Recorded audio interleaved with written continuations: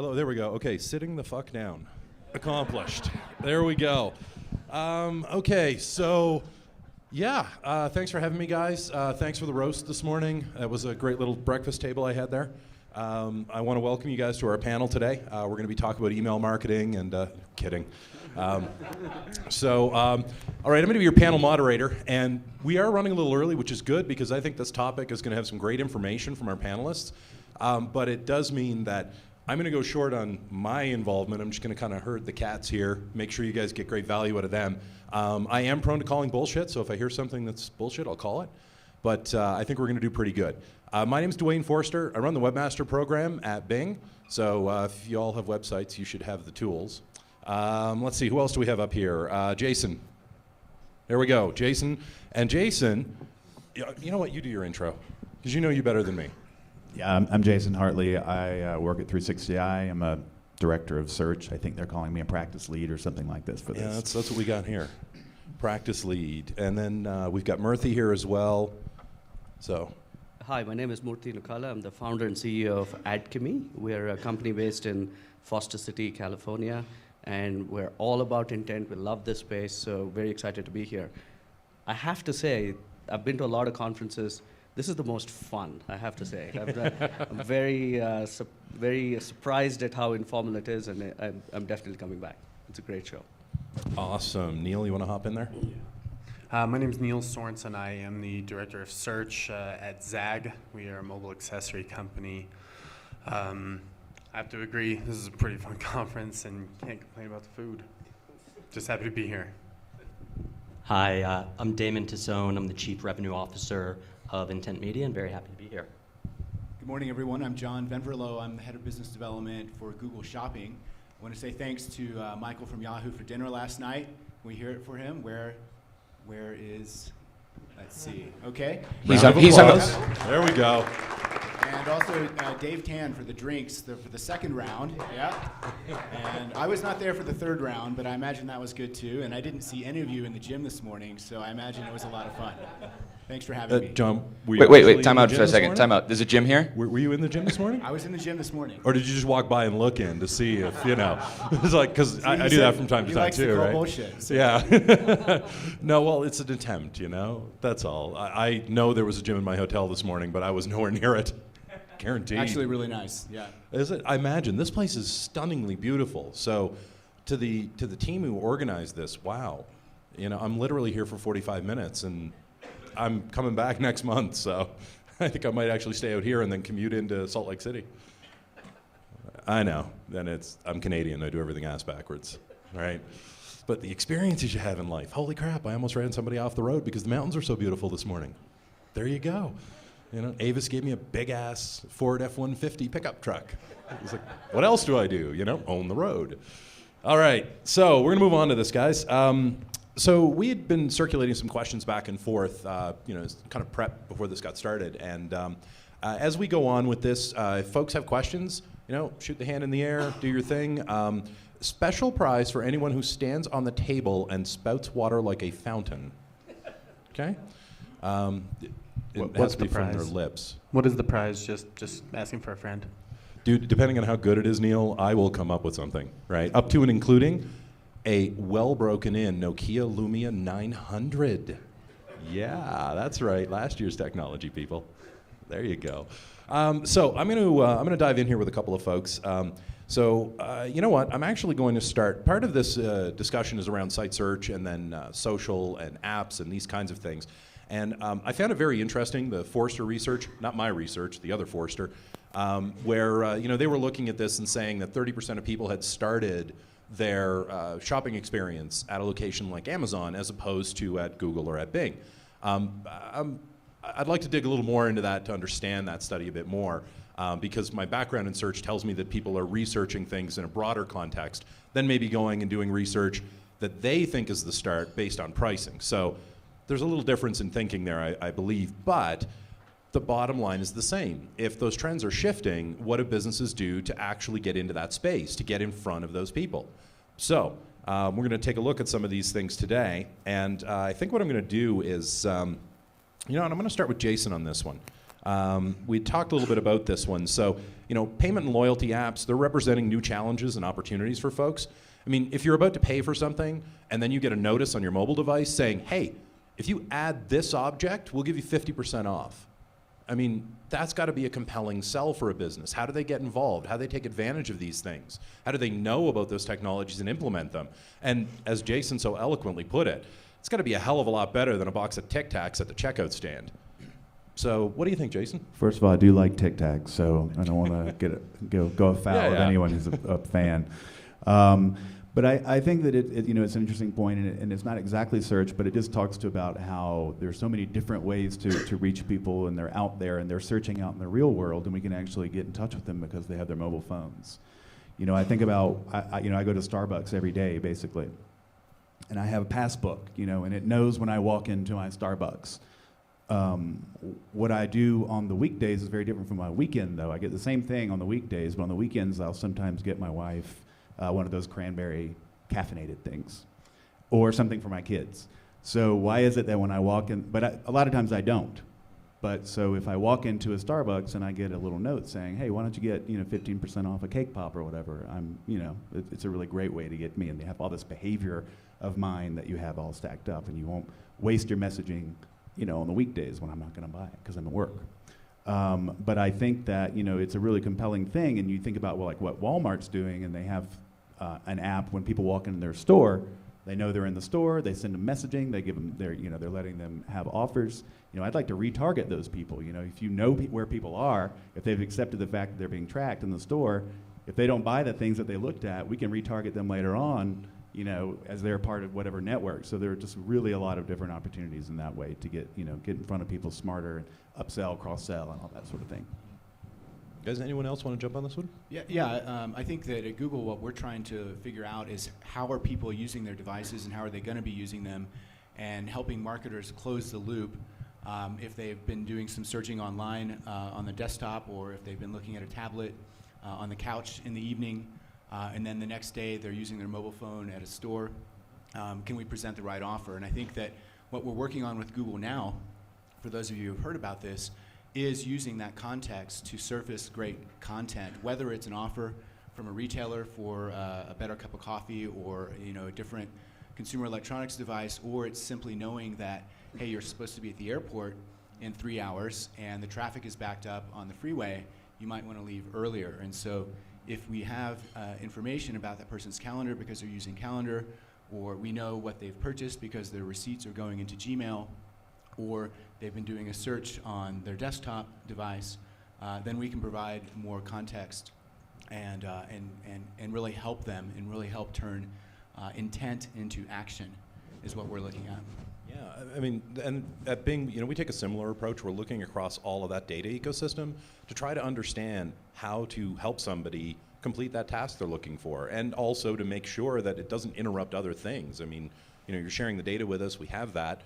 It's good to be able to look at that and lend the helping hand where you can. I mean, I can see expansions on this where, in the future it'll be, I'm looking at this object and that's great, but then, I'm at Best Buy and Walmart has it for $50 cheaper.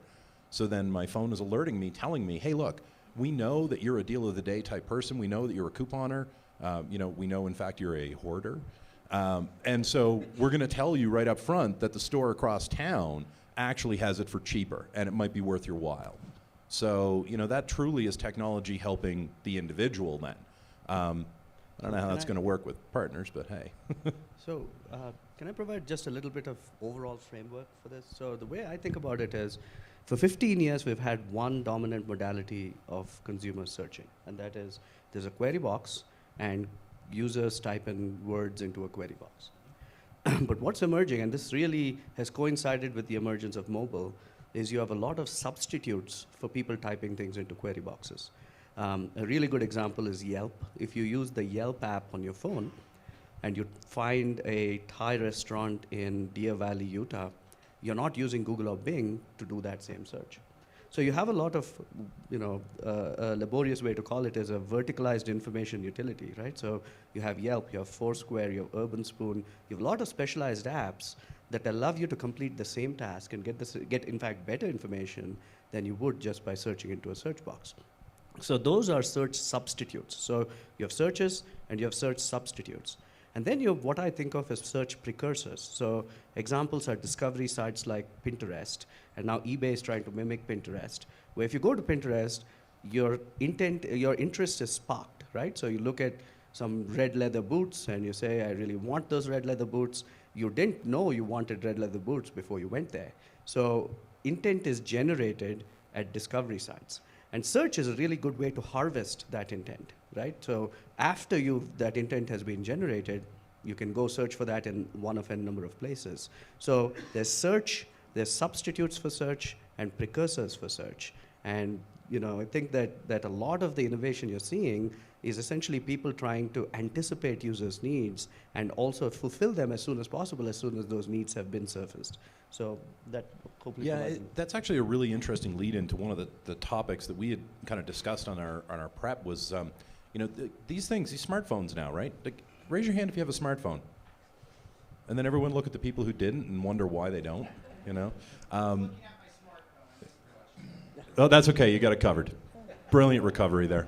But what's interesting about it is these things are coming preloaded with exactly what Murthy said, right? Is like, on mine, I happen to have a product called Local Scout, and when I touch the button and I actually hold the phone up, it scans the area and tells me everything that's within its view and lets me predefine, do I want food, do I want shopping, do I want an experience, what do I want? And so it's this kind of like search by gesture or search by kind of concept, and it continually helps refine down to get me to the object I want. So the question that I had posed to the panel was, okay, you're a business, how do you manage across all of those new search experiences?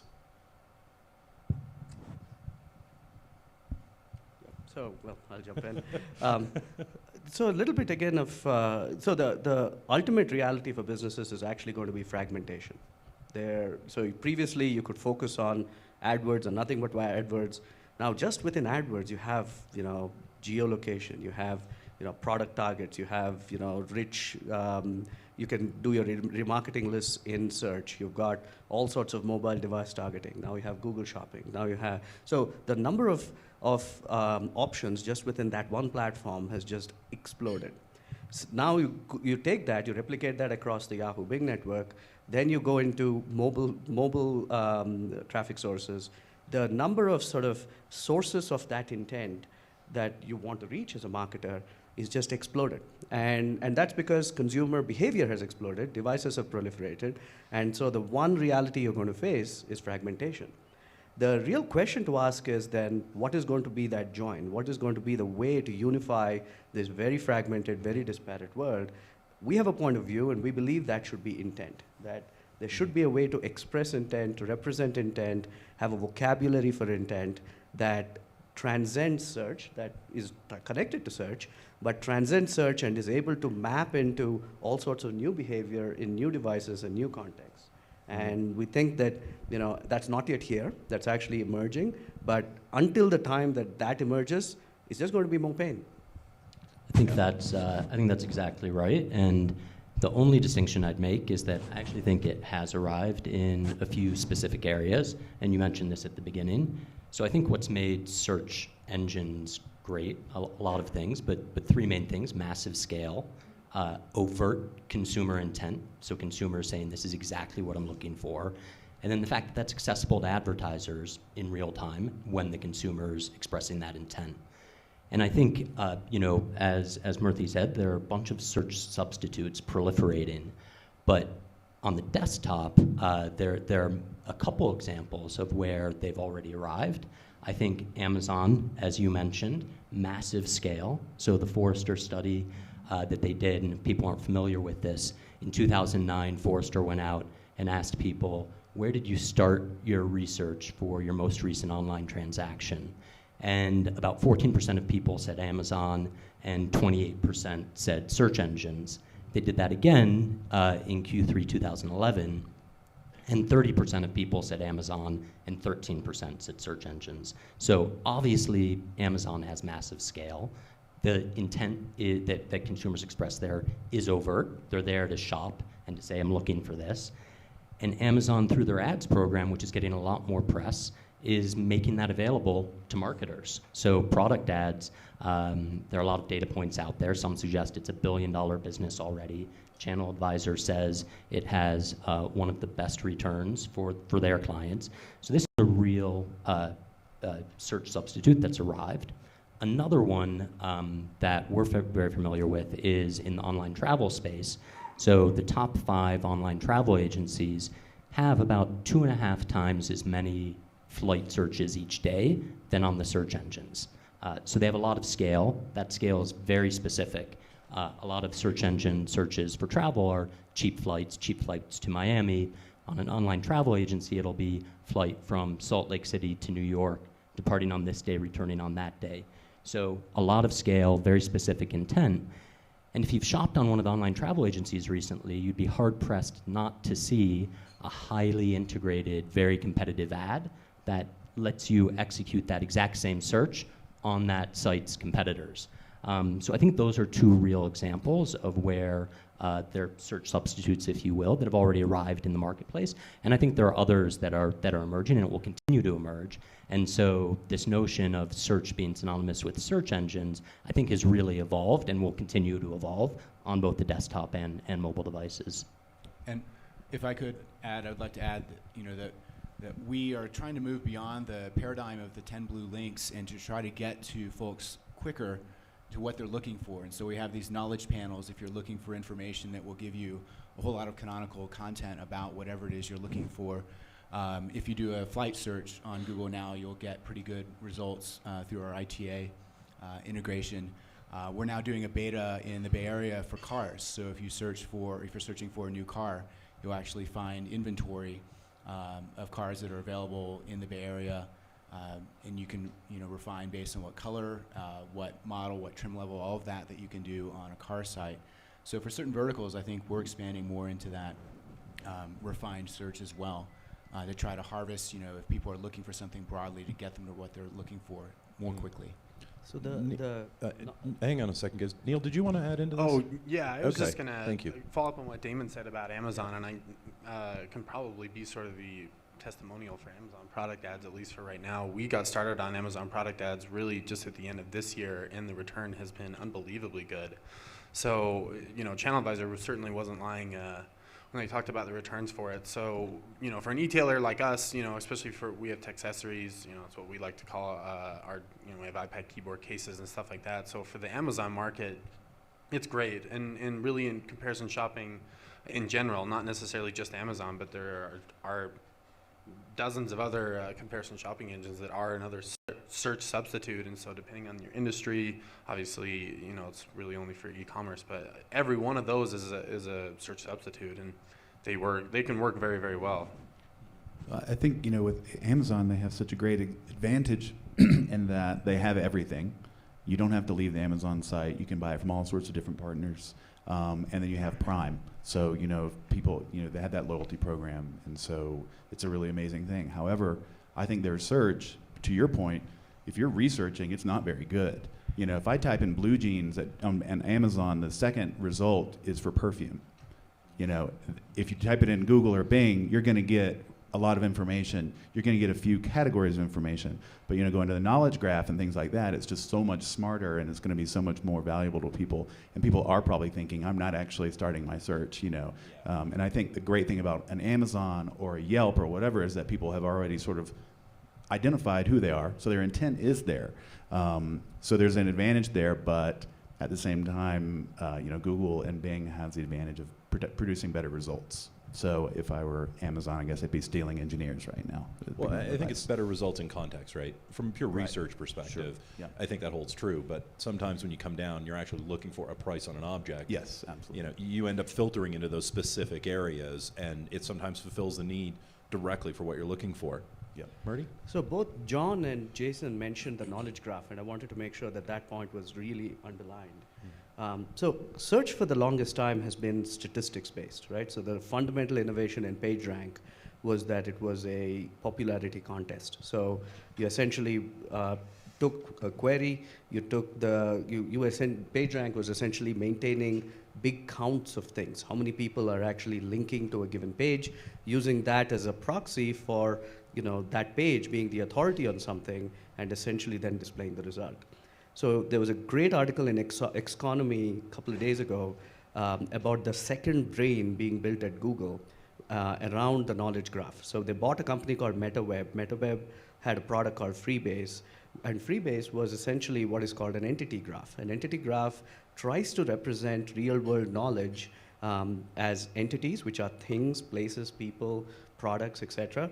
And the edges between any two entities is the ways by which they're related. So Kevin Bacon starred in the movie 6 Degrees of Separation. He had a co-star, someone else, etc. Right? And the knowledge graph is a very fundamental difference to the way search is operating, and that's why it's getting highlighted in with such prominence on search results. So Microsoft has a similar initiative called Satori, which is, I don't think they can talk as much about, but is also equally impressive. So this movement from basically query-based analysis to entities is a fundamental one in the world of search. And it's also, I think, going to be a fundamental one in the world of advertising. Because what you're essentially seeing with product ads is a move from advertisers bidding on queries to advertisers bidding on products. They're essentially saying, look, I have my intent, here's my 2 million SKUs in my catalog. Why do I need to go in and construct ad groups and generate keywords and generate relevant ads and all of that sort of stuff? You do that for me.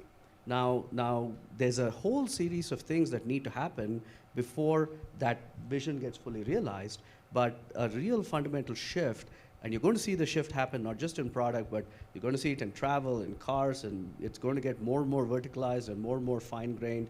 And we're very excited about it because we think there's a play for a lot of different players in the market. But the foundational notion of keyword to entity is, I think, you're seeing the manifestation in many different areas. Yeah, it's actually interesting, and I'm kind of glad you brought up Satori, because it's one of those areas. Google's knowledge graph, we've got Satori. What I think people in the industry need to take away from this is there's a bit of a fundamental, there's a shift happening here, right? There's a sea change happening in how we're looking at data and how we're connecting things, and then bringing that forward for being able to say, this is the correct item based on what you were looking for. And that's a massive step forward for, quote, search engines to be able to kind of understand at that fundamental level. And you see the manifestations of it in the search results. You see it through our integration of social with entity data being piped in there as well. I mean, all of those things are really areas that businesses have to pay attention to. You don't have this luxury anymore. I literally at Blog Her Pro yesterday, a lady asked me, I'm just getting started, which do I have to focus on? I'd like to choose between social media, shopping, and SEO. So which one should I choose? And I was kind of shocked, because here was a lady who's clear, she runs a business, it's thriving, she does great business online, and yet she actually thinks she chooses one and leaves the others. And we don't have that luxury anymore today, especially not as a business, right? And because we're working with data across such a wide range that it's constantly expanding that universe. It's like the Big Bang happened, and this is the front edge of that wave traveling through the universe. Just keeps getting bigger and broader. Jason, did you want to step in? Well, I was thinking about how how the cash register is changing and that sort of thing. So, when I was a teenager, I sold shoes, and I loved selling shoes. It's a great thing to sell because you have this time where you're sitting next to them and you're lacing up the shoes. The loafers are harder, but if you're lacing it up, you're talking to them, you're learning about them, and by the end of it, when they're buying that shoe, you know exactly which route to take in the store to sell them some socks or a purse or something like that, which is where the money is made for these folks. So I was just thinking about how now that you don't need to take them to the store, you've got someone rather than there's no cash register in certain places. They've got iPads instead, and all that information could be there. And again, it goes back to the upsell. But I was just thinking about as marketers, we have to deal with the fact. Well, in search marketers, it was great when we had the little links and everything was contained, and then universal search came, and then so now it's so fragmented that you really can't ignore anything. And as a business, you have to go from the person who is on the floor selling things all the way up to the CEO having to think about all of this entire network of information that's going around, and You know, when we talk about things changing everything, the one thing that doesn't change is good service. You know, that's the key to everything, and then everything else sort of falls into place. Well, and it's interesting. I mean, who here has gotten in a taxi cab and used Square to pay? Right? I mean, it's an amazing experience, right? Super simple, super straightforward, empowers every small business to have a point of sale system that's super convenient, and that's like the ultimate manifestation of this, right? But you know, it kind of it does lead me to another point here, and I'm going to try to move us along a little bit here. Is building a mobile app for everybody? Is it appropriate for all businesses? I mean, you know, are there situations where, you know, it makes sense for a business? Are there situations where it makes sense to go partner with somebody who already has this technology? Or is this a legitimate way forward? I mean, we see the explosion of apps that are happening, but are they happening for the right reason? Are they actually generating anything for those businesses trying to sell a service or a product? We've explored potentially looking at a mobile app for our website.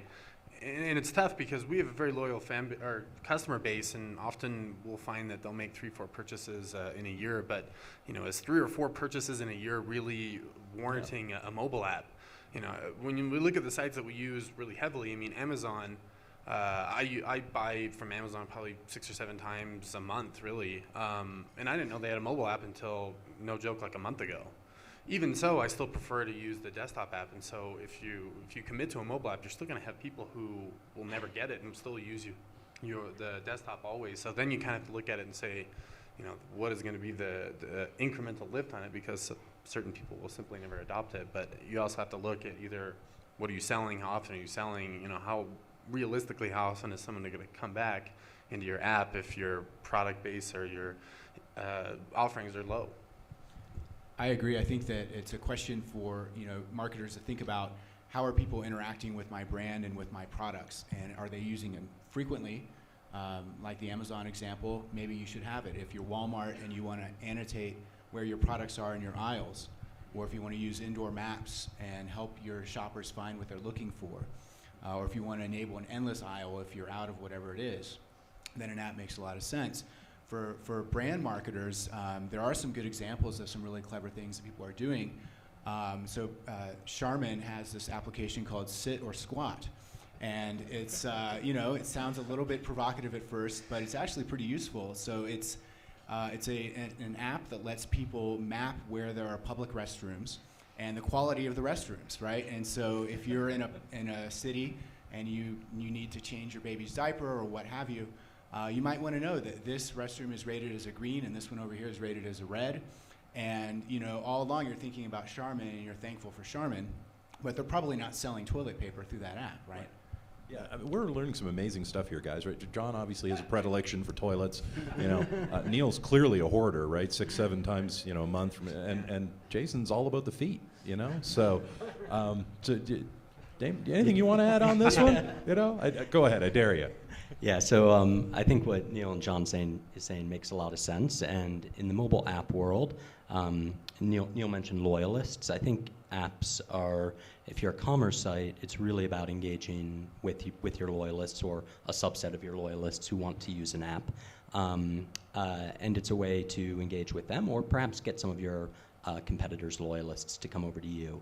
But it's not the be-all, end-all solution, certainly for acquiring new customers and for other things going on. You need a fantastic mobile-optimized website as well. And I would encourage people not just to think about the mobile phone-optimized website, but a tablet-optimized website. So often I see for tablets, people just using their desktop site, and it's scaled down and it not being touch optimized, which I think is a real opportunity for sites to look at.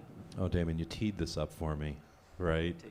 Murthy, just let me throw this out there, and we'll come back to your point here, right? Because one of the topics that we talked about was optimizing for different experiences and how people are doing that. I mean, at Bing, I've blogged about this. We've said it outright. Stop using M.dot domains. Start thinking about moving away from those. Use responsive design. That's the way of the future. And it's a really interesting perspective because, I used to be an avid USA Today fan. And then they did their website redesign, and it's very clearly redesigned with a tablet experience in mind. And I'm still sitting on my laptop, which is non-touch, trying to consume this. and their ads take over half of the page when I'm a third of the way through the article, and so I just don't go there anymore. It's a poorly designed experience for what I have today. And it's this type of thing, right? Okay, I'm going to call on MediaPost. All right, who's here from MediaPost? Yeah, you might want to test on all devices what your website renders like, because it was a dog's breakfast for me yesterday, and finding this place in my rental truck was not fun. So, but it's that type of thing, and I mean, everybody hits it, right? It's the reality that we're into today. So, Murthy, did you want to? So I have a slightly different point to make. So if you're a brand and you have a mobile app, that's what we call an inside-out perspective. You have your mobile app, you're trying to then drive people to that mobile app. I actually think of it slightly differently, which is where is there intent that you want to reach? And that could be within your app, it could be in somebody else's app, it could be on search engines, it could be on other content sites, etc. And what are the methodologies and strategies to reach those people that express that intent, whether it's within your app or not? So apps may be a good way to reach it if you have enough critical mass. For most people, it's not, because there are 800,000 apps. Getting discovered is a nightmare, and you go from having advertising to sell products on your site to basically now using advertising to drive installs of your app, which is where all the mobile advertising money is going. So it's not for everybody, and it is for a small group of people. For the most others, I would say you need to actually think about sort of how do you reach people who have the touch points that you want to attack. I think building on that, the race to install is a very interesting one, and I haven't seen any data on it, but if anybody has some, please shout.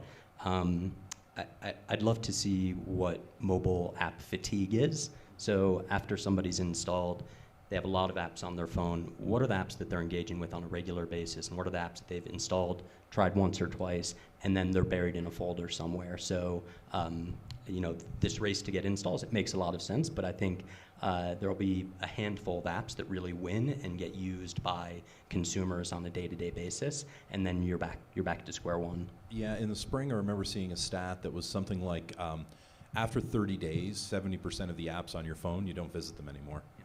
And it kind of stuck with me because I thought, oh crap, am I one of them? And I went back and looked at the apps on my, get ready for it, iPhone, and I was like, wow, you know what? That's actually true, because it's super easy to get them, and it's super in the moment, really cool and really hip, and it does one thing now, but where do you go from there? But there is a question that I have, and this is more of a branding thing, but it's the perception. We talk about these failures across components, across devices and experiences, and is that setting up businesses for a bad experience in the searcher's mind, in that visitor's mind? Because it doesn't render well on my mobile device, it looks okay on my tablet, but it's really optimized for a desktop experience. And as I leave my home and go to my neighbors for a drink, and then I'm on my way out, my experience is getting a footprint that's much smaller. And if your experience doesn't match that, maybe I don't go to your store on the way home. I think that it kind of goes back to Eli's point here, and now he's looking up. All right, these, and now what was that point? But yeah, so I really did lose the point. Nicely done, Jason. Yeah, I just totally lost the point. That's you had feet on your mind. Say the question. What were we talking about again? Brand being impacted by. Right. So it's amazing what companies or brands will allow to be broken in digital that they would never in a million years allow to be broken in their store.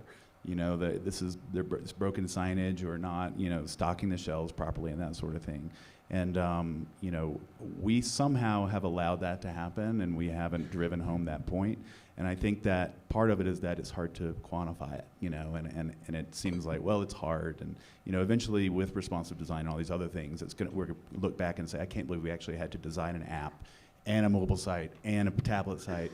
And now they've come, the Mini is so, what's the Mini going to do to us? So, but at any rate, so it seems so complicated that they allow it to be broken, and making that argument that it really does impact, your brand is a hard one to make, but it seems pretty obvious also.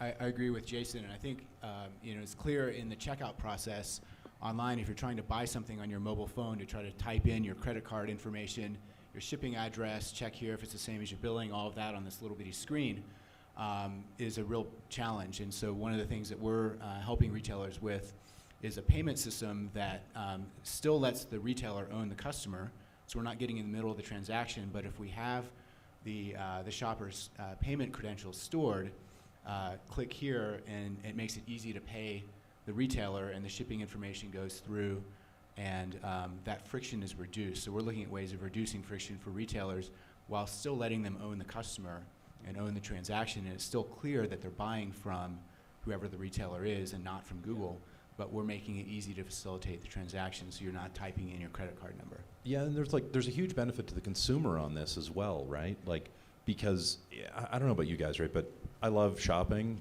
but I hate the act of having to dig out my credit card all the time and do all this stuff. I recently had my credit card hacked in California while I was in New York, so I very clearly wasn't purchasing at Costco in Orange County.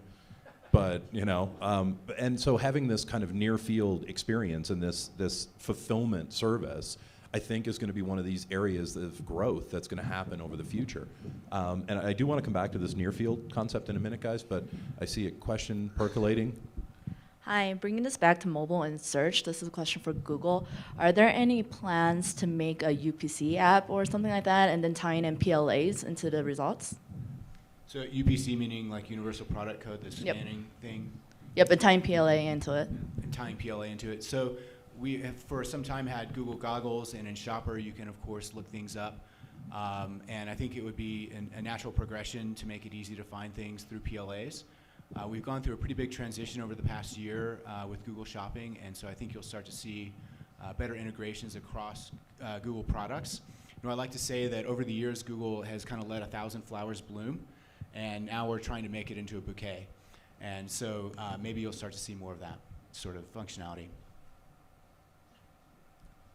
Okay, so back to the near field concept, right? This is one that I'm really fascinated with because we see more handsets coming out with it, and I think that there is a huge opportunity for retailers, especially at the local level, to be able to use near field technology. What do you guys think? Like, is this a near-term thing? Is it a 2 to 5 year thing? Is it even going to catch on? Okay, so near field's dead. You heard it here first. Anyone? No thoughts? I don't know. Oh, here we go. Okay, one from the crowd. Just throw it. It'll land close.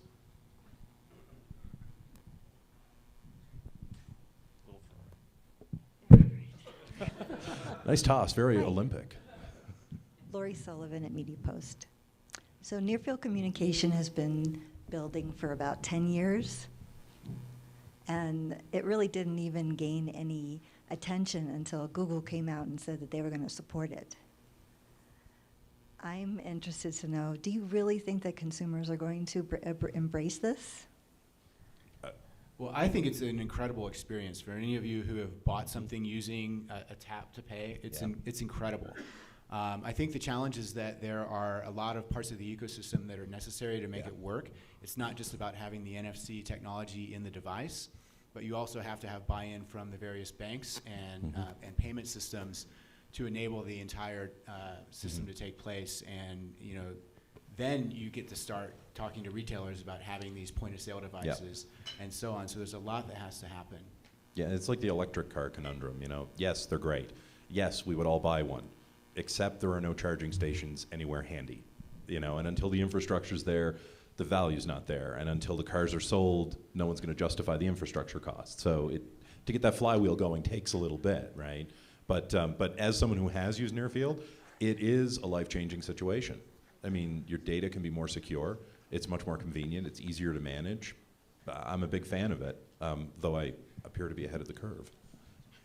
It's like I don't even it's hard to say. I think it's just yet another thing, another possibility, and consumers probably aren't really close to being up on it just by the fact that we're all mute. The average person walking around probably has very little. Maybe they've seen the commercial where the guys put their music together and that sort of thing. But again, I'm trying not to say chicken and the egg, but it is. Exactly. I mean, it is the electric car problem, for sure. But it is certainly, I can imagine if it gets to that point, if there's enough people using it, then it'd be great. I think people would love it. Yeah. So anyone up here have anything that they want to Hey, Duane. kind of zone in on? Can I have some? Yeah. Where are we here? There we go. Yeah. So, does Microsoft think of Bing as a search engine or an app? Bing Yeah. is a service. A service. Yeah, it's a service. That's what it is. Its job is to help someone complete a task. That's it. Do you think that is? We're just speculating now because I don't think anyone from Apple's here. But how do you think Apple would they describe Siri in a similar way? Do you think? Dude, I have no idea how Apple describes their product. Do you think it's Bing? Not something I'll speculate. Do you see on. Siri as a competitor to Bing? It's not something I'll speculate on. Siri is a voice search product, and Bing has a voice search product as well. So As a senior product manager for Bing, are you worried about Siri? No. Okay. Are you worried about any of the Siri? flowers that Google's planting? No, because as much as I personally have enjoyed some of those flowers, unfortunately, some of them have wilted. So that's the nature of tech, though, right? I mean, but that's the nature of tech. Them be fighting words. No, it's the nature of tech, right? You've got to try a lot of different things, and only some of them actually take root and move forward. I don't see the logic of the seating arrangement. That's why I was waiting for someone to say that, right? And it's like, that's not the case. That's just the way it is. But like Siri is, Siri's based on voice recognition software, and the software that Microsoft has based their product on is actually military-grade product.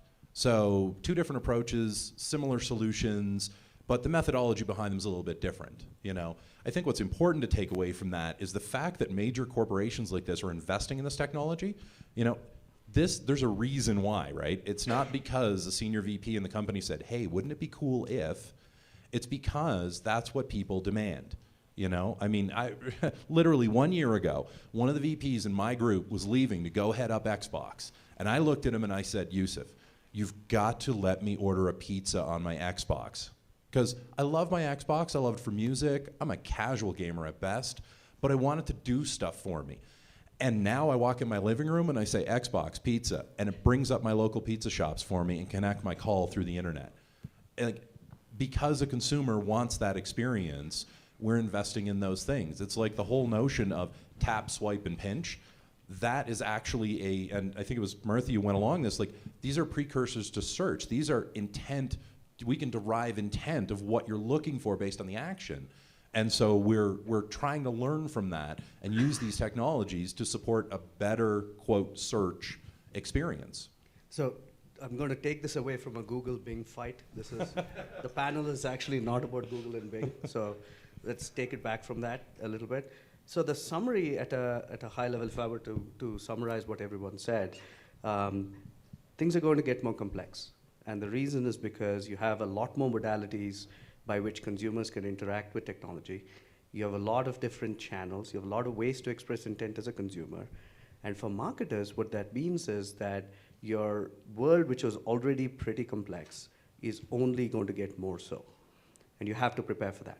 And you have to actually have strategies and technology and all of that to prepare for more fragmentation and more complexity. The challenge for people like us and the challenge for people on this panel is to try and simplify that, to take some of that complexity away, to actually have solutions to that complexity. and the industry will evolve towards that direction, but the world is getting more complex. There is going to be intent expressed in a lot more different places, and you're going to have to find ways to reach that intent. And that, I think, is the net summary of things we've all been talking about. Had a question, Bill from Rio SEO, wondering why maybe Bing and Google can answer this. When and where will we see product search integrated with local business listings? I don't understand why I can't log on and find the size 12 Nike running shoe in stock at the closest location. Seems so simple to connect the dots. Who's going to win? We actually do have that right now on a limited basis with a number of retailers. But you have to be an advertiser, right? You do have to be advertising those products in order for us to surface the listings if they're available locally, Right. yes. Yeah, it's a similar scenario. It's really early stage. Great concept. Want to execute on it, but it's really early stage in getting those partnerships ironed out, right? You know, one of the challenges is we want to be able to provide the right set of results for someone, but we don't necessarily want to take away from anyone else who's in the search stack, right? That can be a real challenge. And we have to balance different technologies to make it all happen. And believe it or not, there's another challenge, which is that a lot of retailers just aren't confident in their own inventory data. I was going to say this, Something that you know, we learned. we deal with it on our search campaigns all the time. We see performance tanking, and they're like, oh yeah, well, we were all out of that. Or, you know, people go through the entire checkout process, and then it turns out they don't have it, or they're, you know, it takes days to restate their inventory, things like that. Until that sort of thing is fixed, you're never going to really be able to rely on those things. And if it's something that's right only 80% of the time, it might as well not be there, I think, if you can't trust it. And I think a lot of retailers and others don't trust it yet. Yeah, we have to be really careful against what's called DSAT or dissatisfaction around that. I mean, I do this all the time. I go find a local shop, look at their inventory, they say it's there, I drive to the store. Oh no, sorry, it's not there. Oh yeah, no, we only update the inventory on the website once a week. Right, that is not an acceptable partnership. Then I'm mad at Bing as a customer. Well, totally, because it was my search experience that drove me there, and so we're reluctant to step forward and say, yeah, okay, let's just trust what you have implicitly, because that creates a bad search experience, which then negatively affects the brand because our currency is correct search results. Very interesting trend I'm seeing is that a lot of offline retailers are seeing very senior executives promoted from the online divisions. And you're seeing this at Walmart, you're seeing this at, and that's actually a weird observation, but has very direct connection, because in order for someone to connect their inventory into their online systems and then to search, you have to have all the lines be connected. In some of these large companies, it's a massive IT project. It is a massive organizational initiative. And that's not going to happen until a very senior leader recognizes that that needs to absolutely happen. And because some of these offline stores are having online executives be promoted into senior positions, that I think that's actually going to happen, because the online folks are the ones who understand the importance of that. Yeah, that's an incredibly important point too, right? Because it's that type of executive change and outlook that has to happen.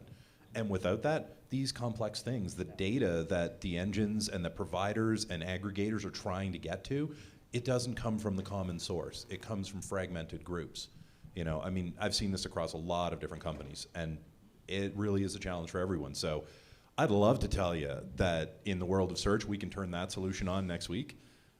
There's way too many dependencies. There's retailers like Home Depot and Advance Auto Parts that have click and pick going now. So you go to their site, you pick the store, you buy the product, you go down and pick it up. So it's there. Great, that's 2 out of how many tens of thousands? Those were 2 examples. You know, give me another 10,000 examples, right? So, but that's the scale that we have to invest in. Yeah, but even some retailers wouldn't necessarily want that, because the barrier between you and arriving somewhere, even if it's just a couple of miles away, is much greater than the barrier from you getting onto your computer where you already are and completing a purchase. It could be done in 45 seconds. If, you know, being a retailer, I don't know that I necessarily want people who have already given their desire and their intent to buy something that I can provide them right there at the touch of a button. I don't know that I necessarily want to risk having them drive somewhere, you know, and get distracted, or, you know, go elsewhere, something that takes a lot more time. I don't know that some retailers would even want that, besides the local ones. Yeah, related to this, I'm also curious about same-day shipping, same-day arrival, which you see the push from eBay. I think Google's also pushing here in some ways, but it's kind of that idea, hey, should you send someone down to the store on the corner, which is a pretty expensive proposition for these retailers, or should we ship to you? Could you guys speak to that, how you're thinking about this space? I'm speaking probably to the vendors principally. But. Well, you know, there's certainly a lot of interest in same-day sort of arrival of products, and there's been lots of efforts over the years, Webvan and others since then. And it is a problem that, you know, is hard to solve because of the scale that you have to have, the number of orders per day, and so on. in order to provide a good experience at a low enough cost that it makes sense. And it's better than waiting 2 days for UPS to deliver your product using their existing network. It is something that we're looking at, and that Amazon is looking at, and that eBay is looking at, and we all know that. Google just acquired a company called BufferBox a week or two ago, which has these physical electronic lockers that go in retail stores, existing retail stores, so that you could have a product shipped to it and then pick it up on your way home. So if you're a major big box retailer, it might make sense to have a buffer box in your store, because people who are buying products from other retailers and having them shipped to their buffer box then become foot traffic into your store. So that's one example of a smart, I think, approach to enabling, more convenience, and we'll see where things go with actual same-day delivery. Can I actually make a request? Because you guys are working on the autonomous car, right? Self-driving car? Yeah. Yes. Yeah. Yes, So we are. I think it's a really cool technology, and I've kind of been following it, right? I think we need some legislative changes and whatnot in order for people to truly wrap their heads around it, right? But I think it's a good idea if you guys start doing delivery with those things, because that would just be handy, right? So if it delivers a pizza, does it just honk and you walk out and open the door? No, it and wouldn't be leave $10 on the compatible. seat? It wouldn't be compatible with a pizza ordered over Xbox. That's the only real problem. Dang it. I was going to say we could bring about world peace if we were to enable that. Xbox I'd pizza love it. delivery, Yeah, Google totally. same day via self-driving car. Totally. Nirvana. And ideally, it would know that I want pizza before I do. So that Yeah, well, exactly.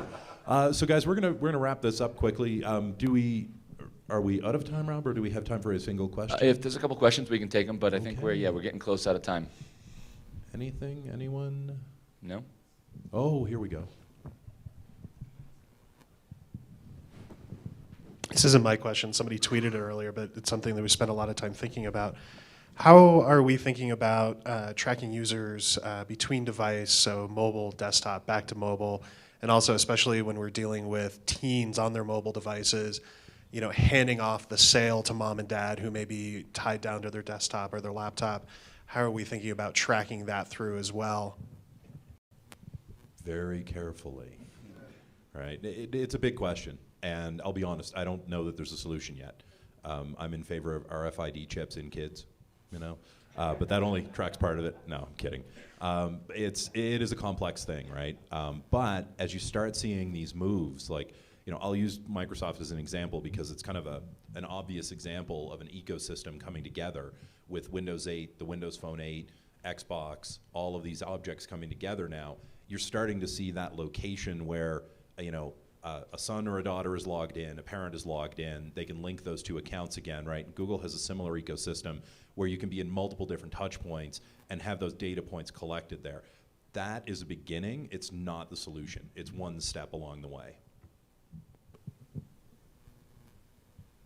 I think it's tough even without the teenager part. I mean, it seems like just traditional, like heavying up in markets and having test and control markets and that sort of thing are going to prove out the value. But the problem is that if you want to test something like mobile search, how much lift are you really going to get, in a store?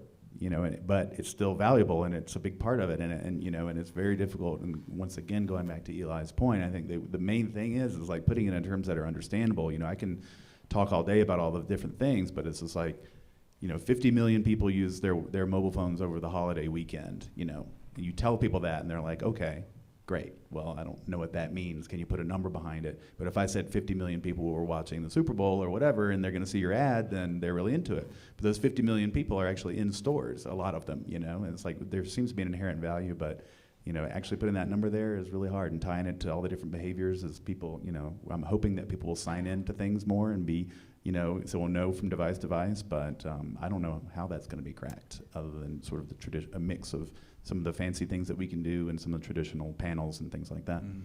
I'm not going to speak to the tracking teenagers thing, although I would love an answer. I have 3 daughters, 7, 6, and 3, so if somebody comes up with an answer, I'd love to know. You're going to need that soon. Don't really want to insert an RFID chip in them, but if it comes to that, we'll do it. But I think the question also had to do about tracking usage across devices. And so AdMob is probably the best answer that I can think of to help you if you want to dig into what AdMob is doing.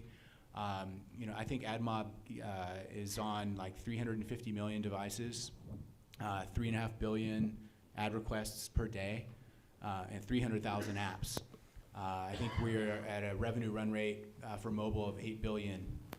So I think AdMob is probably a good thing to look into if you want to understand how Google is looking at cross-device tracking and so on. Do I smell a sales pitch? Yeah. I'm going to take a controversial position. I actually don't believe that problem should be solved. Because what it means for that problem to have been solved is, I think, very scary from a privacy standpoint. So my point is that we've actually had a different solution that has worked for a long time. And that is, let's take search as an example. Let's say that you advertise for someone who wants Deer Valley pizza. There could be a million searches in October. You actually don't know who those million people are. But it didn't matter because you were reaching an intent, you weren't reaching a user. So our view is that you've been working with a normalized sort of unit, which is intent, for a long time. That actually can work and should work even across devices, which is there could be different people, but if they express the same intent, then that's a person that you want to reach, even though they're not the same person. Because in order to really solve the problem of, I have 4 different devices, different people log into them, and I need to understand who that person is, other than a login, like a Facebook, if you were to solve that, I think that the FTC would actually, frown on that pretty deeply, because there's no real way to solve it without deeply encroaching on privacy. So, do we have one more question there? Unfortunately, no. We're short on time. I'm not sure if you guys, this is a hot topic, or you guys are just big talkers, but we're definitely caught up on time. You guys got on stage early, and we're right on time now. Okay, I want to thank the panel.